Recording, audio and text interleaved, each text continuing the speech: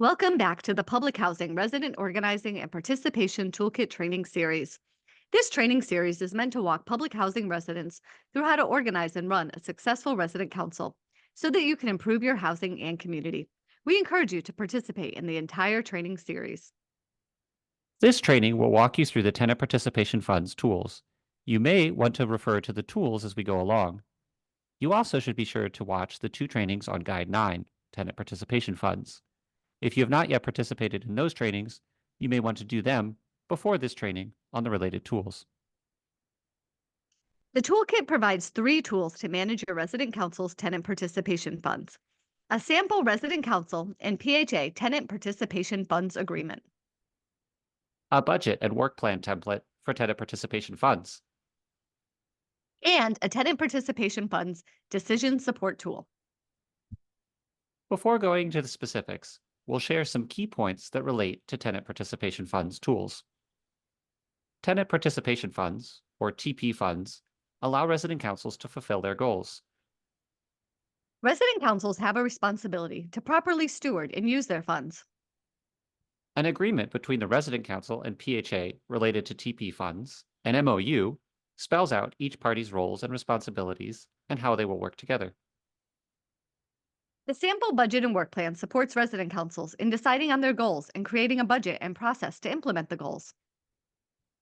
And the Tenant Participation Fund's decision support tool can be used by the resident council to make decisions regarding the appropriate and best use of tenant participation funds. Tenant participation funds provide support to duly elected resident councils to improve residents' quality of life and support residents in creating a positive living environment. Congress appropriates these funds, which are given to HUD. HUD then approves funding to public housing agencies for resident participation activities. The housing agency then passes along funding to duly elected resident councils. Generally, resident councils receive $15 per unit each year. This may be less if Congress does not provide sufficient funding for public housing operating subsidy, or if a jurisdiction-wide tenant council receives a portion of the funds. It may be more if the housing agency so chooses. Your duly elected resident council, referred to as a resident council throughout this training, must have a written agreement with the PHA to receive funding. The sample resident council and PHA tenant participation funds agreement provides you with a template. These documents are provided for informational purposes only and are not official or required HUD documents. HUD strongly recommends that housing agencies and resident councils consult their own lawyers before signing any legal document, including this sample agreement. Your state laws or other factors may affect this agreement. Local bar associations, law schools, or legal aid societies may be able to help your resident council free of charge. We'll now show the tenant participation funds agreement that is provided in the toolkit. This agreement is customizable. If your resident council and PHA generally like the information contained in the agreement, you can simply fill in the blanks in the document. For example, I can add the name of my tenant association here. If there are sections that you do not want to use, you could cross those out. You may also add an addendum for additional sections. Your group could also decide to copy the entire agreement or part of it and paste it into another document where you can edit. Here, I am highlighting a section so that I can copy it.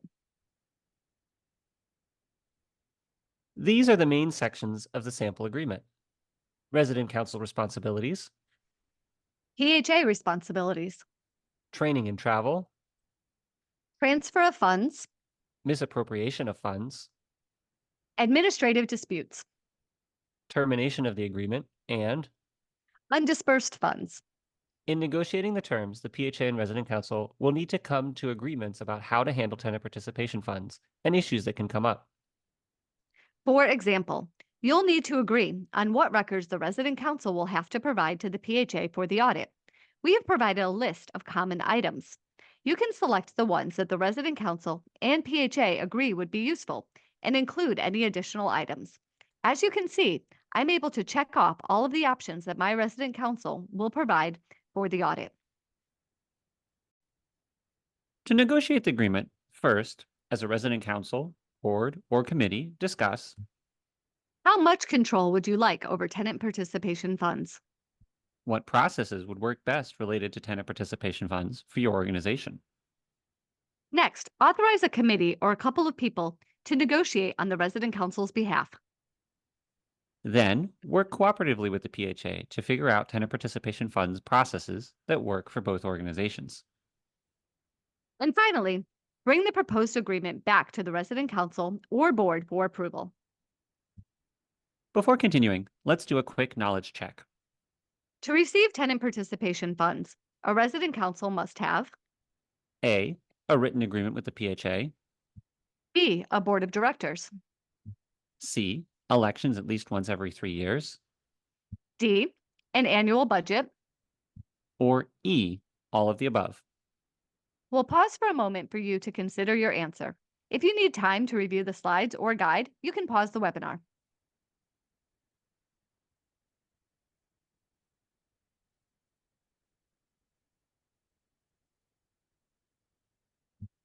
If you said E, all of the above, you were correct. Tenant participation funds can only be provided to a duly elected resident council. To be duly elected, the organization must have a democratically elected board of directors and hold elections at least once every 3 years. The resident council must also have a written agreement on the use of TP funds with the PHA and submit an annual budget. Along with the agreement, the resident council must submit a budget to the housing agency each year. A budget is a plan that details all the money that the organization expects to receive, that's income, and money it expects to spend, the expenses, for the given fiscal or calendar year. The process of creating a new budget starts with reviewing and planning. First, review the previous year's budget. The board treasurer should lead a review of what money actually came in and what was spent. This is called the actuals. As a resident council, you can then review and discuss. What was the impact of each of the expenses? Was it a good use of funds? Next, set goals for the next year. What expenses will best meet the goals of the resident council? Does the resident council have any new goals? Are there changes from the previous year? This is a great agenda item for a resident council meeting. We call this a budget and work plan because when you are creating this budget, you're also thinking through all of the resident council's big plans for the year. It's a time to think through the activities you want to host, the services you want to provide, and the trainings that you want to take part in. Next, create a proposed budget. In a few minutes, we'll look at the sample budget and template. The treasurer will create a budget proposal based on the previous budget and review. Or if it's the first budget, using their best estimates based on the activities the resident council decided on. The PHA can help confirm estimated income. The treasurer then presents the proposed budget to the full resident council. The proposed expenses need to match the expected income for the year so that you have a balanced budget. The resident council should plan to use all tenant participation funds within the year. The full resident council then needs to decide on the budget. Provide sufficient advance notice for the resident council meeting. The meeting notice should clearly explain that the budget will be discussed and voted on. As possible, provide the proposed budget to members in advance of the meeting. At the meeting, the resident council will discuss the proposed budget, offer amendments, and vote. The full resident council should decide how to best spend funds for the upcoming year. Discuss both the resident council goals and ideas for meeting those goals. Once there's agreement, vote following the bylaws. Remind the resident council. There are trade-offs in a budget. In authorizing the budget, the council is approving expenses up to the dollar amount listed. The board will not need to ask for additional approval for expenses under that amount. They will only come back to the full council if they need to spend more or if they're proposing a new activity. Once the budget is in place, ongoing monitoring needs to happen. Each month, the treasurer should compare the budget to what was actually spent and report out the current status at each meeting. Make changes as needed. If changes to the budget are needed during the year, the same process, which engages the full resident council, should be used. In looking at the budget, income refers to any funds received by the resident council. Common sources of income include Tenant participation funds, often $15 a year for each occupied unit. Special grants. These are usually for a specific purpose, such as a wellness program. The grant may come from the housing agency or from another organization, particularly if the resident council is registered as a nonprofit organization. Vending machines. Resident councils often negotiate a contract with a vending company and keep the profits. Expenses refer to any funds that the resident council will be paying out. When creating a budget, your planned expenses must match your expected income. Any increase in expenses means that either the organization needs to cut other expenses or increase income, for example, through a fundraiser. Common expenses for resident councils include Stipends for board members, travel reimbursement, such as travel to a citywide meeting or for a local training, community gardens, which may include plants, soil, seeds, and tools, costs relating to meetings and events, including printing, flyers, and light refreshments, training for the leadership and members on issues related to public housing and running a resident council. office expenses, such as a printer and paper, though some office expenses may be covered by the housing agency. Programming, including costs related to invited speakers. Resident services. The resident council may provide supportive services to residents, for example, through a resident opportunity and self sufficiency grant. Activities that improve quality of life and self sufficiency. For example, health and wellness programs, financial literacy classes, employment training such as computer classes or resume building, and Activities that engage youth, such as homework help, after school programs, bike riding classes, sports, and more. in considering expenses, be sure that they are both necessary and reasonable. The decision making support tool, which we'll go over in a minute, will help in this process. Two expenses that often create issues are travel and refreshments.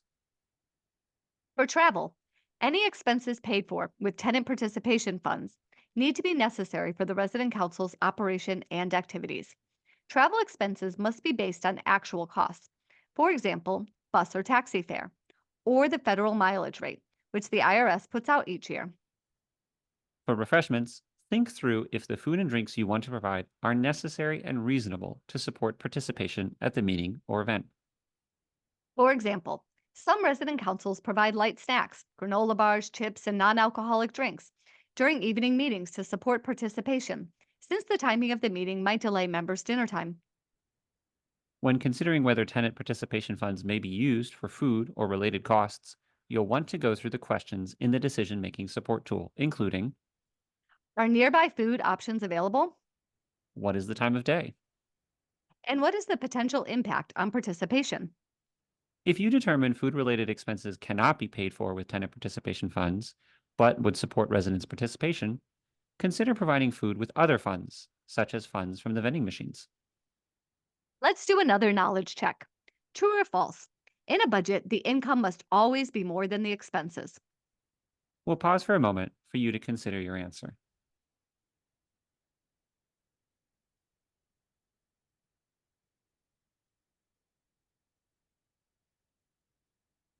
If you said false, you were correct.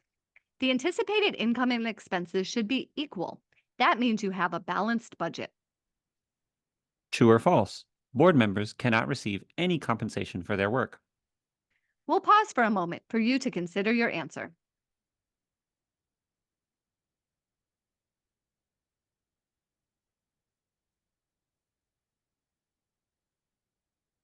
The answer is false. Resident councils may provide stipends of up to $200 per month for each board member in order to make participation possible for more people. Some resident councils choose to reimburse just direct costs, such as the cost of travel to a meeting, and many resident councils choose smaller stipend amounts.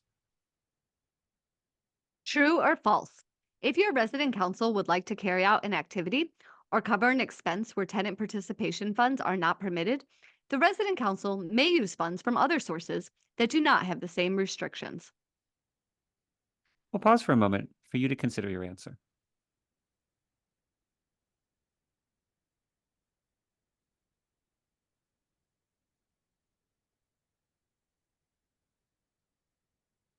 If you said true, you were correct. Many resident councils raise other funds to provide food at events or carry out other activities. A common source of funds is vending machines. Let's now look at the resident council budget materials. The guide first provides samples that show what the materials could look like when they are filled in. As you can see, the first worksheets provide a space to calculate the total annual income from tenant participation funds. You can also verify this with the PHA. In this example, the resident council represents 200 households. They receive $15 per year for each unit from the PHA and tenant participation funds. 15 times 200 units comes out to $3,000 per year. The council then passes on $5 per unit. This comes out to $1,000 a year to the jurisdiction-wide resident council. So the resident council ends up with $2,000 per year in income from tenant participation funds. The next sheet, labeled stipends, allows you to calculate the total amount of any stipends that your resident council will provide. In this example, the resident council provides stipends to the president at $15 per month and the 4 other board members at $10 per month, and an outreach peer at $10 per month. This comes to a total of $780 per year. This is an example of what the form might look like at the end of the year. Groups with more complicated budgets will likely want to use a computer-based spreadsheet. At the beginning of the year, only the expected or budget column, the left column highlighted here, would be filled in. During the year, the actual column, the right column highlighted here, would be filled in as money is received and spent. When an item is paid for using tenant participation funds, the amount of TP funds used should be noted in the column highlighted here that says TP $used to track the tenant participation funds and ensure they are only used for eligible purposes. This group used TP funds to pay for board members' stipends and board training. If TP funds are not used, note in the last column, highlighted here, where the funds came from. For example, this group used funds from the vending machine to pay for expenses related to meetings. At the end of the year, the treasurer will note the difference between the budget and what was actually brought in and spent. Under income, in the red box at the top, you can see that the group received all of the tenant participation funds they were expecting. They earned $127 more than they expected on the vending machines. Under expenses, you can see that the group paid out $60 less than they expected in stipends, likely because they did not have an outreach person or a board member for some months. Their other expenses shown here came in as expected. At the bottom of the page, you can see that you will add up each column to see your total budgeted expenses, total actual expenses, the difference, the total spent from tenant participation funds, and the total spent from other sources. The last row shows the balance, what is left over. This council will end the year with $12 in their account. The next year, in income, they can include the balance of $12. In this case, the resident council was careful to balance the tenant participation funding, since that may not always roll over to the next year. You can consult your TP Funds agreement about that. The next sheets are created so that you can fill them in. You can save these electronically or print them out. Lastly, the document contains a disbursement form. This form can be used anytime the resident council disperses, which means spends or pays out money. It includes all of the fields that you need to track for an audit. Be sure to fill this out completely and save the form and related documentation in an organized way. For the documentation, click on the items that are relevant to you and are included: a receipt, an invoice, bids, or proof of insurance. In a situation where there is not an official receipt, for example, when you provide a stipend to a board member, you could fill out the bottom of the form. It will need to be signed by the person receiving the funds. The final tool is the Tenant Participation Funds Decision Support Tool. This decision-making tool is provided to assist resident councils in deciding how to use tenant participation funds. Use this tool with the full resident council, the board, or a committee to decide if proposed expenses are an allowable and worthwhile use of tenant participation funds. There are 2 main ways to use this tool. Firstly, you can use it to understand the main issues that the resident council should consider by reviewing the 13 numbered questions along the left side of the page. Or You can use this tool to decide if a specific proposed expense or activity is a good use of tenant participation funds by walking through the questions as a board, committee, or resident council. The more your group uses the tool, the more expert you will become in decision making around the use of tenant participation funds. For example, if we wanted to think through if sending a board member to a training in a nearby city is generally allowed and a good use of funds, we could quickly look through the questions along the left. Question 1: will this expense support the resident council in carrying out its mission? Is the expense related to the operation of the resident council? For example, outreach related to expenses, stipends, training. In this case, yes. Question 2. Does the expense include the purchase of alcoholic beverages or gambling? In this case, no. And question 3: is the expense related to fundraising? No. As we continue through these questions on the left-hand side, we will see that the board training is a generally allowable expense. Let's now say that we want to decide if we can provide snacks during our resident council meetings, which take place at 6:30 p.m. We would look at the specific questions as well as the numbered questions. If we've already used the tool a few times, people will likely remember that there are a bunch of questions to help us think through if food costs are both reasonable and necessary. For example, the tool suggests the resident council consider, is the time of the activity during a typical mealtime? We would likely answer yes. But then it asks, is there a demonstrated reason to believe that lack of refreshments will negatively impact participation and prevent success of the activity? We might then say no, because the meetings tend to be an hour long and people eat either before or after.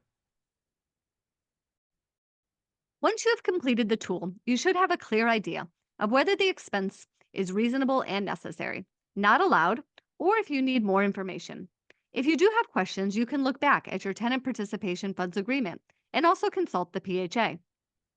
Remember, though, there are always trade offs with limited funds. Just because an expense is allowed does not mean it is the best use of funds. The full resident council should still decide on the activities, programs, and trainings that will best meet its goals. Before ending, let's do a final knowledge check.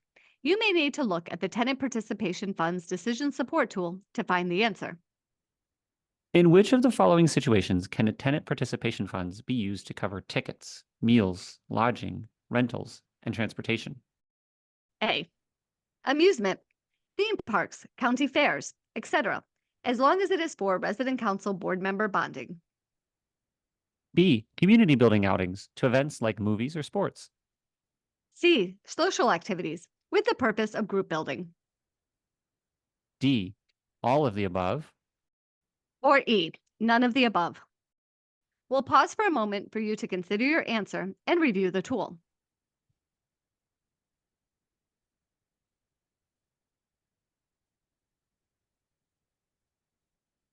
If you said E. None of the above, you were correct.